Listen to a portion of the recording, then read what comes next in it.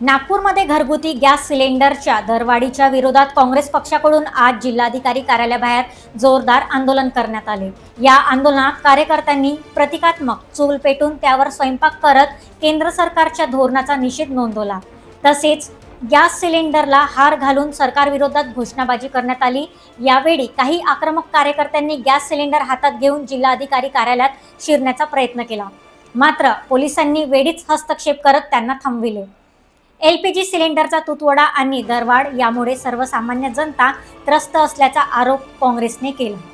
या आंदोलनानंतर काँग्रेस पदाधिकाऱ्यांनी जिल्हाधिकारी यांना निवेदन देत तात्काळ दरवाढ मागे घ्यावी आणि गॅस सिलेंडरचा पुरवठा सुरळीत करावा अशी मागणी केली। या देशामध्ये नुकताच घरगुती सिलेंडरची 60 रुपये झालेली दरवाढ, त्यानुसार बेसिक सिलेंडरची 115 रुपयांनी झालेली दरवाढ ही नागरिकांना या दरवाढीपासून कुठेतरी न्याय मिळावा याकरता आज हे आंदोलन करण्यात आलेलं होतं।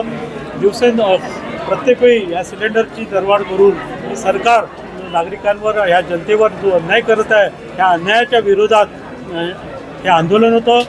एवढंच नव्हे तर आज शहरामध्ये बऱ्याचशा गॅस गोडाऊनच्या बाहेर अर्धा 1 किलोमीटरच्या नागरिकांच्या रांगा लागलेल्या आहे। एकीकडे प्रशासन सांगतं की कुठेही तुटवडा नाही आणि एकीकडे नागरिकांच्या ज्या रांगा लागलेल्या आहे OTP शिवाय त्यांना सिलेंडर मिळणं मुश्किल झालेलं आहे। हे 15 दिवसामध्ये जे सिलेंडर मिळत होतं त्याचा कालावधी आज 25 दिवस करण्यात आलेला आहे। ह्या सर्व गोष्टींचा नागरिकांना जो संभ्रम पसरण्यात आलेला आहे त्याच्यापासून या जनतेला कुठेतरी न्याय मिळावा या मागण्या घेऊन आज आम्ही इथे जिल्हाधिकाऱ्यांना निवेदन दिलं। जिल्हाधिकाऱ्यांचं असं म्हणणं होतं किंवा आम्ही हे सांगितलं का आजच्याच वर्तमानपत्रामध्ये जे काही मेडिकल कॉलेज आहे तिथे सुद्धा तुटवडा झालेला आहे हे त्यांच्या निदर्शनात आणून दिलं, परंतु जिल्हाधिकाऱ्यांनी सांगितलं की बा अशा कुठल्याही प्रकारची तो बाब नाही, स्टॉक हा भरपूर प्रमाणात उपलब्ध आहे। त्याच्यामुळे हा जो संभ्रम निर्माण झालेला आहे हा दूर करावा ही मागणी आम्ही या काँग्रेस पक्षाच्या वतीने आज जिल्हाधिकारी संजीव भाऊ, अनेकांकडे एकच सिलेंडर आहे, अशा वेळेस त्यांच्या घरचं सिलेंडर गेलं तर OTP येत नाही आहे आणि सिलेंडरही मिळत नाही आहे। OTP जो आहे ही त्यांची एक प्रक्रिया आहे, परंतु त्याच्यापासूनच मुक्तता मिळण्याकरता ही सुद्धा बाबीवर आमचं त्यांच्यासोबत चर्चा झालेली आहे। आणि पहिले लोकांना नंबर लावला की सिलेंडर मिळून जायचं, OTP हा काही 100% कंपल्सरी नव्हता।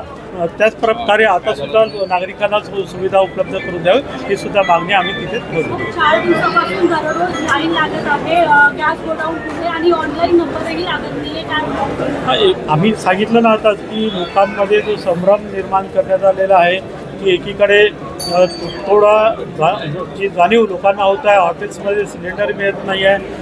बऱ्याच आपण माध्यमातून जर बघितलं असेल तर बरेचसे हॉटेल बंद होण्याच्या स्थितीवर आलेलं आहे आणि अशा परिस्थितीमध्ये नागरिकांनी गॅस गोडाऊनच्या समोर ती घरी तो चूल जी पेटते तिथे कुठे ती विझू नये आणि सिलेंडर हा उपलब्ध असला पाहिजे यानी लोकांनी आज गॅस गोडाऊनसमोर ज्या रांगा लावून ठेवलेल्या आहे त्यासाठी काँग्रेस पक्षाने आज आम्ही इथे निवेदन दिले।